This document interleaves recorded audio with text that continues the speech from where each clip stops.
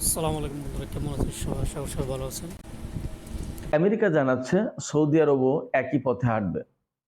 আর ইসরায়েলের ব্যাপার তো বলার অপেক্ষায় রাখে না। যদিও রহস্যের আবৃত্তে মোড়া এই দেশটি, তারা কখনো বলছে না পরমাণু বোমা আছে, কিন্তু লোকজনের বিশ্বাসের মাত্রাটা কিন্তু ভিন্ন। এই পরিস্থিতিতে পুরো মধ্যপ্রাচ্য বলা যায় দাঁড়িয়ে আছে একটা বারুদের কুণ্ডলীর ভেতরে। একটি সিদ্ধান্ত, একটি পদক্ষেপ পুরো মধ্যপ্রাচ্যকে পরমাণু অস্ত্রের দৌড়ে নিয়ে যেতে পারে, একথা এখন মোটামুটি নিশ্চিতভাবে বলা যায়। সুপ্রিয় দর্শক, আসসালামু আলাইকুম। আপনাদের সবাইকে স্বাগত জানাচ্ছি আজকের আলোচনায়। আপনাদের সঙ্গে রয়েছি আমি সিরাজুল ইসলাম। চলুন দর্শক, এতক্ষণ যে বিষয় নিয়ে কথা বললাম তার বিস্তারিত আলোচনা শোনা যাক। আশা করি সঙ্গেই থাকবেন।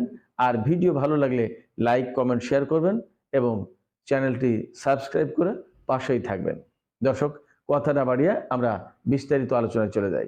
এতক্ষণ যে কথা বললাম সেই কথা মূলত ইরান, তুরস্ক, সৌদি আরব, আমেরিকা এবং ইসরায়েল এই পাঁচটি দেশকে নিয়েই আপাতত ঘুরছে।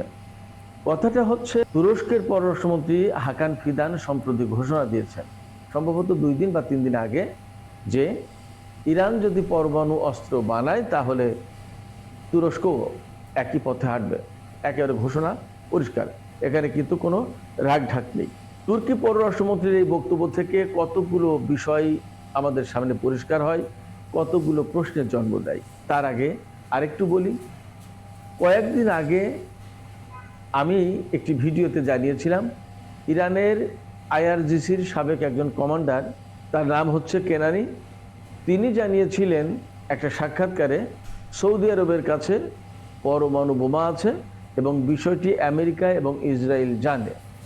আসলে কি জানে? ইরানের পক্ষ থেকে, অর্থাৎ ইরানের আইআরজিসির সাবেক একজন শীর্ষ পর্যায়ের কর্মকর্তার পক্ষ থেকে এই বক্তব্য দেওয়ার পর হাকান ফিদান মূলত এই কথা বলেছেন যে ইরান যদি পরমাণু বোমা বানায় তাহলে তুরস্ক একই পথ বেছে নেবে, তুরস্ক বানাবে। আসলে তুরস্ক ইরানের কারণে বানাবে নাকি সৌদি আরবের কাছে অলরেডি আছে, ইরান যদি বানিয়ে ফেলে তাহলে তুরস্ক কেন বানাবে না, ব্যাপারটা কি এই রকম হলো?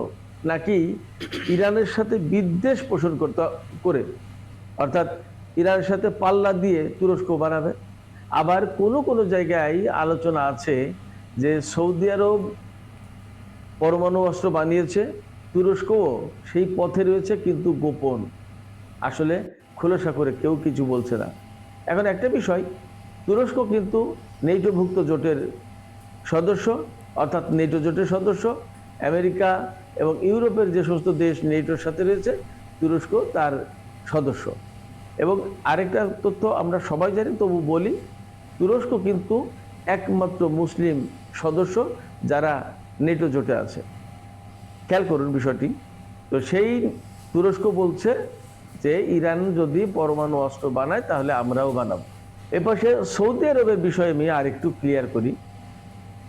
বলা হয় যে সৌদি আরবের কাছে পরমাণু কর্মসূচি আছে, মধ্যপ্রাচ্যের কারো প্রকাশ্য খবরে বলা হয়নি। হ্যাঁ, যে কর্মসূচি আছে, কিন্তু প্রকাশ্য খবরে বলা হয় যে গত বছর আমেরিকার সাথে সৌদি আরবের একটা পরমাণু চুক্তি হয়েছে, সেই চুক্তির আওতায় তারা পরমাণু কর্মসূচি পালন করছে। আমেরিকার পক্ষ থেকে, আমেরিকার রাজনীতিবিদদের বা সিনেটরদের বা কংগ্রেসম্যানদের পক্ষ থেকে হয়তো বলা হয়েছে যে মার্কিন সরকার সৌদি আরবের সাথে পরমাণু চুক্তি করতে পারে, কিন্তু তারা কোনো মতেই এই চুক্তি যেন না করে বা সৌদি আরব যেন এই দিকে না যায় যে তারা পরমাণু অস্ত্র বানানো শুরু করবে বা ইউরেনিয়াম সমৃদ্ধ করা শুরু করবে। আমেরিকা ইরানের ইউরেনিয়াম সমৃদ্ধকরণ নিয়ে বিপদে। এখন আমি সবসময় বলি যে খবরের প্রকাশ্য রূপ একরকম, আর ভেতরে যদি ভিন্নটা কেউ পোষণ করে, ভিন্ন কিছু করে, সেটা তো আর দেখার কোনো সুযোগ নেই। হ্যাঁ, হয়তো বা খবরের ফেরিওয়ালা যারা, অর্থাৎ সাংবাদিক যারা, তারা হয়তো খুঁজে খুঁজে বের করতে পারেন।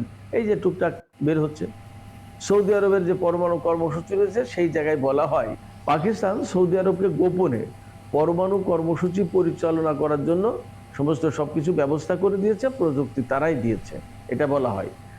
তবে এটা খুব জোরালোভাবে আছে কথা যে ইসরায়েল এবং আমেরিকা দুই দেশই, দুই পক্ষই সৌদি আরবের পরমাণু অস্ত্র থাকার কথা জানে। আবার এমনও বলা হয় যে সৌদি আরবের হাতে যে পরমাণু অস্ত্র আছে এইটা মেনে নিয়েছে ইসরায়েল এবং আমেরিকা একটা শর্তে। সেই শর্তটা হচ্ছে সৌদি আরব ইসরায়েলকে স্বীকৃতি দেবে, ইসরায়েলের সাথে রাষ্ট্রীয় কূটনৈতিক রাজনৈতিক সম্পর্ক প্রতিষ্ঠা করবে।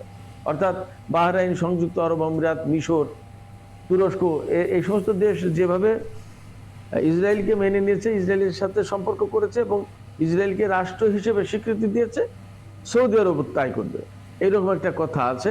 এবং এই বক্তব্যটা কিন্তু জোরালো। জানি না সত্যমিতা আসলে ভিতরে কি হচ্ছে, তবে বক্তব্য কিন্তু এমন আছে। এই জায়গা থেকে ইরানের অবস্থান আর সৌদি আরবের অবস্থান কিংবা তুরস্কের অবস্থান কিন্তু ভিন্ন। ভিন্ন এই কারণে যে সৌদি আরবের সাথে ইসরায়েলের চরম শত্রুতার কোনো সম্পর্ক নেই, তুরস্কের সাথে ইসরায়েলের সম্পর্কের ঘাটতি নেই, তাদের সাথে বিভিন্ন ধরনের সম্পর্ক আছে। সৌদি আরবের সাথে ভেতরে ভেতরে সম্পর্ক আছে বলে বলা হয়। সংযুক্ত আরব আমিরাত, বাহরাইন এরা তো প্রকাশ্যেই ট্রাম্পের আমলে চুক্তি করেছিল, আব্রাহাম অ্যাকর্ডের অধীনে ইসরায়েলের সাথে চুক্তি করে তাকে স্বীকৃতি দিয়েছে। তাদের সাথে এখন কূটনৈতিক সম্পর্ক, সব ধরনের সম্পর্ক আছে। এমনকি সংযুক্ত আরব আমিরাতের সাথে তো প্রতিরক্ষার সম্পর্ক আছে। তো সৌদি আরবের সাথে ভেতরে ভেতরে সম্পর্ক আছে, আর তুরস্কের সাথে কিন্তু প্রকাশ্য সম্পর্ক আছে। একইভাবে সম্পর্ক নেই ইরানের সাথে। এখন ইরান যদি পরমাণু বোমা বানায়, তাহলে তুরস্ক কেন এই ঘোষণা দিচ্ছে যে তারাও বানাবে? তুরস্কের সাথে তো ইরানের শত্রুতাপূর্ণ সম্পর্ক না, তুরস্কের সাথে কিন্তু বন্ধুত্বপূর্ণ সম্পর্ক এবং সীমান্তবর্তী দেশ, দুই দেশের সীমান্ত এক। সেক্ষেত্রে এই ঘোষণার কতগুলো ব্যাখ্যা থাকতে পারে বলে মনে হয়। সেই ব্যাখ্যা হয়তো আরও সময়ের ব্যবধানে আমাদের সামনে আসবে। তবে আমি এইটুকু বুঝি বা আমি এইটুকু বলি আপনাদের সামনে যে তুরস্ক যে ঘোষণা দিয়েছে, আমার মনে হয় যে মধ্যপ্রাচ্যে বেসিক্যালি ইরান সবচেয়ে শক্তিশালী দেশ, তুরস্ক কাছাকাছি শক্তিশালী দেশ, সৌদি আরব আমেরিকা এবং পশ্চিমা জগতের বিভিন্ন রকমের অস্ত্র কিনে প্রচুর অস্ত্রের মালিক একটা দেশ, সামরিক শক্তি বাড়ানোর চেষ্টা করে। এখন ইরান এবং সৌদি আরবের মতো দেশের কাছে যদি পরমাণু অস্ত্র থাকে, তাহলে তুরস্কের হাতে পরমাণু অস্ত্র না থাকাটা তুরস্কের জন্য এক ধরনের প্রেস্টিজিয়াস ব্যাপার, একটা মান সম্মানের ব্যাপার বলে মনে হচ্ছে। কিন্তু প্রকৃতপক্ষে যদি এই রকমের অস্ত্র তৈরির ব্যাপারে প্রতিযোগিতা শুরু হয়, তাহলে পুরো মধ্যপ্রাচ্য ভয়ঙ্কর একটা অস্থিতিশীল অবস্থার ভিতরে, ভয়ঙ্কর একটা পরিবেশের ভিতরে পড়ে যাবে, যেখান থেকে মধ্যপ্রাচ্যকে উদ্ধার করা বা শান্তিপূর্ণ করা কঠিন হবে। একটা বিষয় খেয়াল করুন, যখন এমন ঘোষণা আসছে তুরস্কের পক্ষ থেকে, তখন কিন্তু রাশিয়া এবং আমেরিকার ভেতরে নিউ স্টার্ট চুক্তিটা তার মেয়াদ শেষ হয়ে গেছে। অর্থাৎ রাশিয়ার পক্ষ থেকে বলা হয়েছিল আমেরিকাকে এই চুক্তির মেয়াদ বাড়ানো হোক, কিন্তু আমেরিকা সেটা করেনি। তার মানে এই চুক্তির মেয়াদ বাড়ানো হোক, কিন্তু আমেরিকা সেটা করেনি। তার মানে হচ্ছে যে সারা বিশ্বে আসলে পরমাণু নিরাপত্তা এখন অনেক বেশি কমে গেছে, বরং পরমাণু ঝুঁকির মুখে পড়েছে সারা বিশ্ব এখন অতীতের যে কোনো সময়ের চেয়ে বেশি।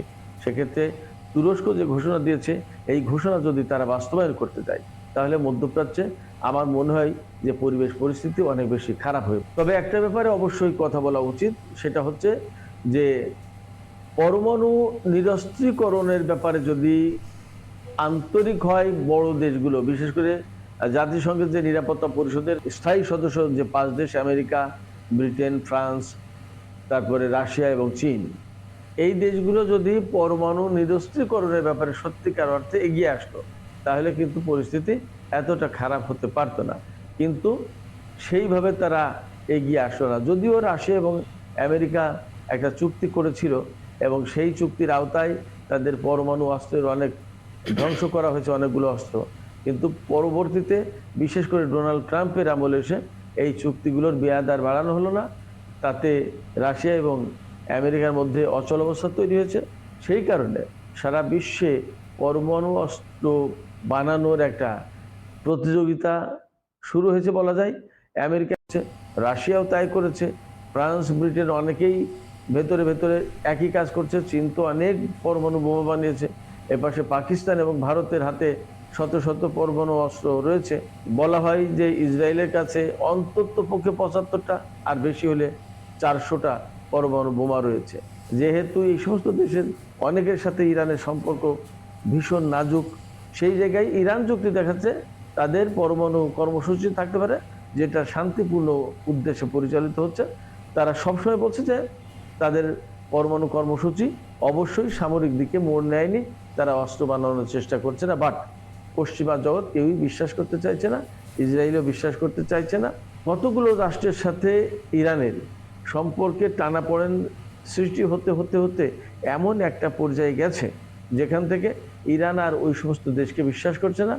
আর ওই সমস্ত দেশ, বিশেষ করে আমেরিকা, ইসরায়েল বা পশ্চিমা আরও কিছু দেশ, তারাও মনে করতে পারছে না যে ইরান পরমাণু অস্ত্র বানাচ্ছে না। সেক্ষেত্রে ইরান, তুরস্ক, সৌদি আরব এই কাছাকাছি দেশগুলোর ভেতরে যদি পরমাণু অস্ত্রের দৌড় বা প্রতিযোগিতা শুরু হয়, তাহলে আসলে সেটা এক কঠিন পরিস্থিতি তৈরি করবে মধ্যপ্রাচ্যের জন্য। প্রত্যাশা করতে পারি না। দর্শক, আপনারা কি ভাবছেন?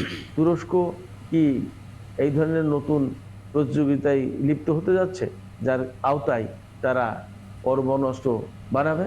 কি মনে হয় আপনাদের? সুপ্রিয় দর্শক, আপনাদের মতামত জানিয়ে কমেন্ট বক্সে